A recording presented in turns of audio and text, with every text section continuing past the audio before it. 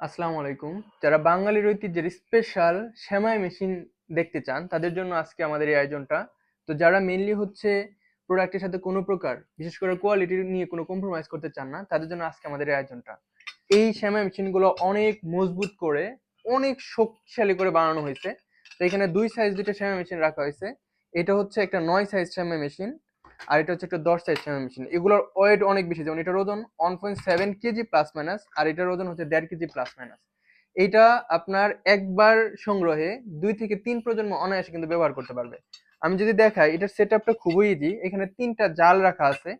তো একটা একটা হচ্ছে মোটা, আরেকটা মিডিয়াম, আরেকটা হচ্ছে চিকন। আপনারা কিন্তু এটা দিয়ে বাসায় শুধুমাত্র যে নুডলস বানাবেন এমন না, এটা দিয়ে আপনারা সেমাই, নুডলস, বিভিন্ন ধরনের পিঠা, যেটা আমাদের গ্রামে একসময় সিরিজ দিয়ে বানানো হতো, তারপর বিভিন্ন ধরনের খাবার মিহি করার জন্য আপনি এটা ব্যবহার করতে পারেন।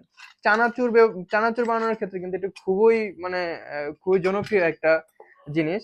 তো এইটা আপনি বিশেষ করে এটা যে শুধুমাত্র ব্যবহার করলেন এমন নয়, এটা কিন্তু আপনি কিচেনে রাখলে ওই জায়গার সৌন্দর্যটা একদম চেঞ্জ করে দিবে।